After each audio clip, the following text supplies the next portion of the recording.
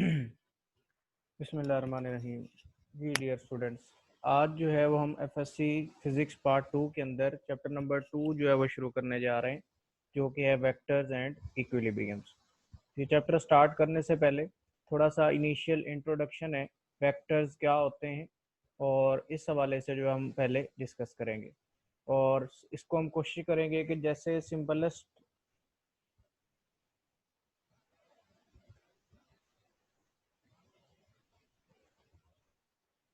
कि जितने simplest way से हम वेक्टर्स को एक तरह से इंट्रोड्यूस करवा सके उसको हम देखेंगे। सबसे पहले किसी भी फिजिकल क्वांटिटी को रिप्रेजेंट करने के लिए हमें मिनिमम जो दो उसकी एट्रीब्यूट्स चाहिए होती हैं, उनमें से एक जो है उसको हम कहते हैं दैट इज़ अ मैग्नीट्यूड, और दूसरा जो है उसको हम कहते हैं प्रॉपर यूनिट्स। तो किसी भी फिजिकल क्वांटिटी को एक तरह से डिस्क्राइब करने के लिए हमें मैग्नीट्यूड और प्रॉपर यूनिट्स मिनिमम ये दो वैल्यूज चाहिए होती हैं, दो एट्रीब्यूट्स चाहिए होती हैं। और ऐसी क्वांटिटीज जिनको मिनिमम इन दो एट्रीब्यूट्स से एक्सप्लेन किया जा सके, उन क्वांटिटीज को हम कहते हैं दीज आर स्केलर क्वांटिटीज। जिन क्वांटिटीज को कंप्लीटली डिस्क्राइब करने के लिए हमें दो चीज़ें चाहिए हों, दो पैरामीटर्स मिनिमम रिक्वायर्ड हों, एक मैग्नीट्यूड और दूसरा प्रॉपर यूनिट्स। ऐसी फिजिकल क्वांटिटीज जो होंगी उनको हम कहेंगे दीज आर स्केलर क्वांटिटीज। तो सबसे पहले ये स्केलर क्वांटिटीज की डेफिनेशन है, इसी को हम एक्सटेंड करते हैं फॉर वेक्टर क्वांटिटीज।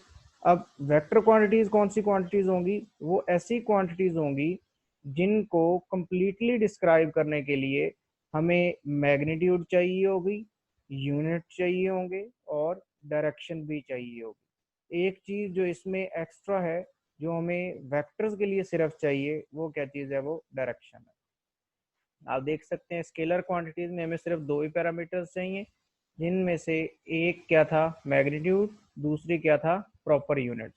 लेकिन वेक्टर्स के केस में एक एक्स्ट्रा एट्रीब्यूट हमें रिक्वायर्ड है और उसको बोला जाता है दैट इज डायरेक्शन।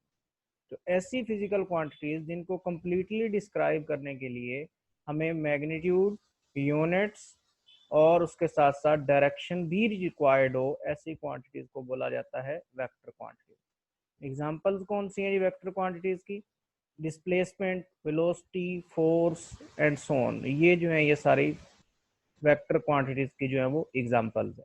और अगर स्केलर क्वांटिटीज की बात की जाए तो उसमें डिस्टेंस, स्पीड, मास, टाइम, टेम्परेचर, ये जो सारी हैं ये स्केलर क्वांटिटीज।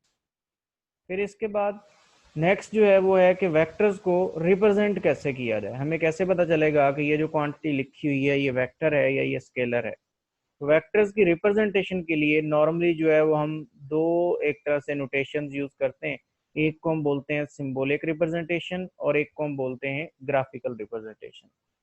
सिंबॉलिक रिप्रेजेंटेशन का क्या मतलब है? सिंबॉलिक रिप्रेजेंटेशन का मतलब ये है कि अगर हमने सिंबल्स के तौर पे लिखना हो वेक्टर क्वांटिटीज को, तो क्या इनके सिंबल्स में भी कोई डिफरेंस होता है?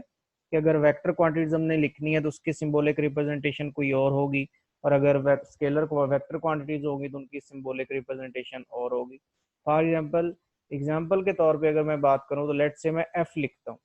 अगर मैं सिंपल एफ लिखता हूँ जस्ट लाइक दैट, अब ये उसकी रिप्रेजेंटेशन है, नोटेशन है। लेकिन यहाँ से अब हमें कैसे पता चलेगा कि ये जो एफ है ये वेक्टर है या ये स्केलर है? तो इसको हम समझने की कोशिश करते हैं कि किस तरह करके एफ लिखा जाए तो उसका मतलब वेक्टर होगा, और किस तरह अगर एफ करके लिखा जाए तो उसका मतलब स्केलर होगा।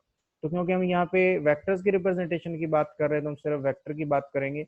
नॉर्मली थ्री डिफरेंट नोटेशन जो है वो वेक्टर्स रिप्रेजेंटेशन के लिए यूज होती हैं, जिनमें से एक जो है वो लेट से अगर एक वेक्टर ए मैंने लिखना है तो मैं ए अल्फ़ाबेट लिखूंगा और उसके ऊपर एरो का साइन लगा दूंगा, तो इसका मतलब ये होगा कि ये ए वेक्टर है। इसी तरह अगर लेट से मैंने बी वेक्टर लिखना हो तो बी लिख के उसके ऊपर जो है वो एरो में लगा दूंगा और उसका मतलब बन जाएगा कि ये क्या है? ये वेक्टर बी है। और ये जो नोटेशन है ये ज़्यादातर हम लोग हैंड राइटिंग में यूज़ करते हैं। हैंड राइटिंग के अंदर ये वाली नोटेशन जो है उसको यूज़ किया जाता है। इसके बाद जो दूसरी नोटेशन है उसमें क्या है कि ए और बी ऐसे ही लिखे गए हैं, लेकिन यहाँ पे एक सिंपल डिफरेंस है। वो क्या है कि इसको बोल्ड करके लिखा गया और इसको बोला जाता है कि ये बोल्ड नोटेशन है। और दूसरी जो आइडेंटिफिकेशन है कि हमें कैसे पता चलेगा कि ये वेक्टर है या स्केलर है, तो उसमें अगर आपको कोई अल्फ़ाबेट बोल्ड करके लिखा हुआ हो तो उसको बोला जाता है that is the vector representation.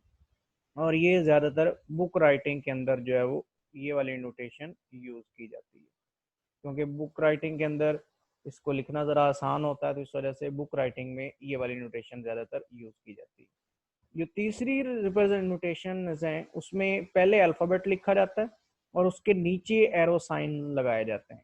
ये नोटेशन भी हैंड राइटिंग में ज़्यादातर यूज़ होती है, मैथमेटिक्स में ज़्यादातर ये नोटेशन यूज़ की जाती है, लेकिन हम लोग जो है वो आसानी की खातिर फिजिक्स में ज़्यादातर जो है वो ये फर्स्ट वाली नोटेशन जो है इसको यूज़ करते हैं, क्योंकि ये जो है ये हमारे यहाँ एक तरह से हेल्पफुल भी होती है और इससे हमें कंप्लीट डिफरेंस भी पता चल जाता है। तो ये था जी सिंबॉलिक रिप्रेजेंटेशन ऑफ वेक्टर। अब जैसा कि मैंने पहले फोर्स की बात की थी कि अगर मैं फोर्स को लिखता हूँ सिंपल ऐसे मैं एफ लिख देता हूँ, तो इस एफ का मतलब ये होगा कि ये जो है ये मैग्नीट्यूड ऑफ फोर्स है या ये स्केलर क्वांटिटी है। लेकिन अगर इसके ऊपर मैं वेक्टर साइन लगा दूंगा तो ये बन जाएगा कि ये क्या है, ये फोर्स वेक्टर है। तो इस तरह करके डिफ्रेंशिएट हो जाएगा कि ये वेक्टर कब है और ये स्केलर कब है। तो ये इस तरह करके सिंबॉलिक रिप्रेजेंटेशन हैं कि कैसे वेक्टर्स को आपने रिप्रेजेंट करना है। दूसरी जो रिप्रेजेंटेशन है उसको बोला जाता है ग्राफिकल रिप्रेजेंटेशन। ग्राफिकल रिप्रेजेंटेशन का मतलब ये है कि ग्राफ बना के हम कैसे रिप्रेजेंट करते हैं कि ये क्वांटिटी जो है ये वेक्टर है या ये स्केलर है। उसके लिए जो यूज किया जाता है वो एक एरो लाइन यूज की जाती है, represented by a line with arrow head. जैसे ये लाइन लेट से मैंने ड्रॉ की है, ये जो लाइन है ये अकॉर्डिंग टू स्केल्स होती है। जब हम वेक्टर ड्रॉ कर रहे होते हैं तो हम इसकी स्केलिंग करते हैं और उस स्केलिंग के मुताबिक जो है ये डिसाइड किया जाता है कि ये लाइन कितनी लेंथ की होनी चाहिए। और इस लाइन में ये जो है ये टेल होती है और टेल जो है वो रिप्रेजेंट करती है कि मैग्नीट्यूड कितनी है। टेल रिप्रेजेंट करेगा कि इस वेक्टर की मैग्नीट्यूड कितनी है, और जो हेड होगा हेड रिप्रेजेंट करेगा कि इसकी डायरेक्शन क्या है।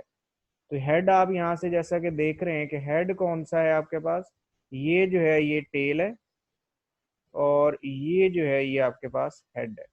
तो हेड किसको रिप्रेजेंट करेगा, डायरेक्शन को, और टेल किसको रिप्रेजेंट करेगा, मैग्नीट्यूड को। तो इस तरह करके ग्राफिकली अगर वेक्टर्स को हमने रिप्रेजेंट करना हो तो उसके लिए जो नोटेशन यूज की जाती है वो ये नोटेशन। नेक्स्ट प्रोसीड करते हैं जी। सबसे पहले अब इसमें है कोऑर्डिनेट एक्सिस। कोऑर्डिनेट एक्सिस किसे कहा जाता है जी, रेफरेंस लाइंस होती हैं drawn perpendicular to each other are called coordinate axis. Reference lines हैं जिनको हम एक दूसरे के परपेंडिकुलर ड्रॉ करते हैं, तो उन परपेंडिकुलर लाइंस को बोला जाता है कोऑर्डिनेट एक्सिस। जैसा कि आप लोग फेमिलियर हैं, अगर लेट से मैं ये एक वर्टिकल लाइन ड्रॉ करता हूँ तो इसको नॉर्मली कंसिडर किया जाता है ये वाई एक्सिस है, और इसी तरह यहाँ पे मैं एक हॉरिजॉन्टल लाइन ड्रॉ करता हूँ तो इसको कंसिडर किया जाता है ये एक्स एक्सिस है। तो ये जो हॉरिजॉन्टल और वर्टिकल लाइंस हैं ये रेफरेंस लाइंस हैं, और इन रेफरेंस लाइंस को बोला जाता है दीज आर कोऑर्डिनेट एक्सिस। ये कोऑर्डिनेट एक्सिस है। इसके बाद नेक्स्ट जो है वो कोऑर्डिनेट सिस्टम है, कार्टेशियन और रेक्टेंगुलर कोऑर्डिनेट सिस्टम। अब ये कौन सा सिस्टम होता है, इन लाइंस को जब आपस में परपेंडिकुलरली ड्रॉ कर लिया जाए तो उससे जो एक सिस्टम बनता है उस सिस्टम को बोला जाता है that is a Cartesian coordinate system. जैसा कि आपको यहाँ पे ये नजर आ रहा है, that is a Cartesian coordinate system, जिसमें आपको ये हॉरिजॉन्टल लाइन एक्स एक्सिस नजर आ रही है और जो वर्टिकल लाइन है ये आपको वाई एक्सिस नजर आ रही है। तो ये हॉरिजॉन्टल और वर्टिकल लाइंस हैं अगेन, और ये परपेंडिकुलरली ड्रॉ की गई हैं, और ये जो एक सिस्टम एक तरह से रिप्रेजेंट कर रही हैं वो सिस्टम क्या है, that is called coordinate axis. इसको कोऑर्डिनेट एक्सिस कहा जाता है। कोऑर्डिनेट एक्सिस क्यों ड्रॉ किए जाते हैं, इनकी क्या जरूरत पड़ती है, ये भी हम जो है वो लेटर ऑन समझते हैं और देखते हैं। तो ये बन गया जी coordinate system, coordinate axis, rectangular coordinate system. इसके बाद रिप्रेजेंटेशन ऑफ ए वेक्टर है। जैसा कि मैंने आपको बताया कि अगर वेक्टर को एक प्लेन में या एक जगह ग्राफिकली रिप्रेजेंट करना हो तो उसके लिए सबसे पहले हमें कोऑर्डिनेट सिस्टम ड्रॉ करना पड़ता है। और कोऑर्डिनेट सिस्टम जैसा कि आपको यहाँ पे नजर आ रहा है, ये जो कोऑर्डिनेट सिस्टम है इसको बोला जाता है दैट इज इन 2D। ये 2D में है, या इसको दूसरे लफ्जों में बोला जाता है ये प्लेन में है। ये 2D में है और प्लेन। 2D या प्लेन में अगर वेक्टर को रिप्रेजेंट करना हो तो उसके लिए हमें एक्स और वाई दो कोऑर्डिनेट्स चाहिए होते हैं, और इनको बोला जाता है कोऑर्डिनेट एक्सिस। तो हमें दो एक्सिस चाहिए और एक एंगल चाहिए होता है जो कि with respect to positive x axis होता है। एक वेक्टर को हम ड्रॉ करके यहाँ पे देख लेते हैं कि ये कैसे ड्रॉ होता है। लेट्स से ये एक वेक्टर है जी, अगेन ये एक्स वाई कोऑर्डिनेट्स पे, ये वाई है और ये अलोंग द एक्स एक्सिस है, अलोंग द हॉरिजॉन्टल है, और ये एक वेक्टर यहाँ पे डी ड्रॉ किया गया। अब ये डी वेक्टर जो है ये अलोंग एक्स एक्सिस कितने यूनिट्स हैं वो यहाँ से पता चलेगा, और अलोंग वाई एक्सिस ये कितने यूनिट्स है वो यहाँ से लेकर यहाँ तक पता चलेगा। यहाँ भी उसको ज़ाहिरी तौर पे यहाँ पे ए और बी के साथ रिप्रेजेंट किया गया है कि a units along x axis है और बी यूनिट्स जो है वो अलोंग वाई एक्सिस है। और ये वाला जो एंगल है ये with respect to positive x axis है और इसको नॉर्मली बोला जाता है थीटा। जैसा कि मैंने बताया था कि एक प्लेन में या 2D में वेक्टर को रिप्रेजेंट करने के लिए दो एक्सिस चाहिए और एक जो है वो एंगल चाहिए विद पॉजिटिव एक्स एक्सिस। तो दो एक्सिस कौन कौन से हो गए, एक ए का मतलब है कि a units along x axis, और दूसरा बी का मतलब है b units along y axis.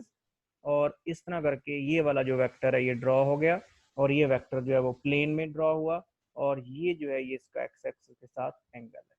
यहाँ पे ए और बी का मतलब क्या है, ए और बी जो है वो नंबर्स हैं जो कि एक तरह से रिप्रेजेंट करते हैं कि एक्स यूनिट्स कितने एक्सेस पे है और वाई यूनिट में कितने एक्सेस पे है।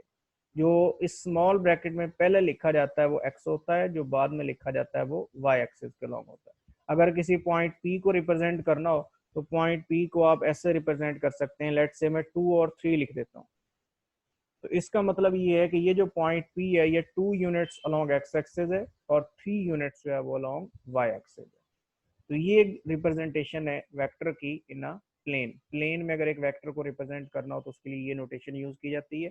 इसको प्लेन भी बोला जाता है और 2D भी बोला जाता है कि 2D में अगर वेक्टर को रिप्रेजेंट करना हो तो उसके लिए अगेन दो एक्सेस चाहिए और एक एंगल चाहिए। इसके बाद हम आते हैं स्पेस में। जब स्पेस की बात होगी तो उसके लिए हमें तीन एक्सेस चाहिए होंगे। पहले तो ये हमें समझना है कि तीन एक्सेस चाहिए होंगे और उसके साथ साथ तीन एंगल चाहिए होंगे। इसको हम ग्राफिकली देखते हैं कि ये कैसे रिप्रेजेंट होता है, इसको हम कैसे समझ सकते हैं।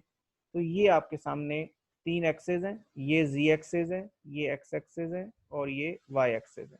यहाँ पे आप देख रहे होंगे कि इधर हमने एक्स एक्सेस अलोंग हॉरिजॉन्टल लिया था, यहाँ पे एक्सेस एक्सेस जो है वो किसी और डायरेक्शन में जा रहा है। तो ये जस्ट नोटेशंस हैं, एक तरह से आप कह सकते हैं कन्वेंशंस हैं। जब हम 3D की बात करते हैं तो नॉर्मली एक्स एक्सिस हम इधर ड्रॉ करते हैं, वाई यहाँ पे होता है और जी ये होता है। ये जो जी है इसको इनटू द प्लेन या आउट ऑफ द प्लेन बोला जाता है, ये इनटू द प्लेन या आउट ऑफ द प्लेन होता है।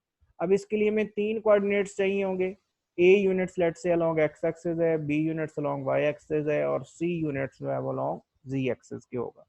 तो इस तरह करके तीन डिफरेंट हमें एक्सेस चाहिए होंगे और तीन ही एंगल चाहिए होंगे, एक एक्स एक्सेस के साथ जो कि अल्फा होगा, एक वाई एक्सेस के साथ जो कि बीटा होगा और एक जी एक्सेस के साथ होगा जिसको गामा बोला जाता है। तो इस तरह हमें तीन एक्सेस और तीन एंगल्स चाहिए होंगे अगर एक वेक्टर को हमने स्पेस में रिप्रेजेंट करना है। तो इस तरह करके ये रिप्रेजेंटेशन ऑफ ए वेक्टर थी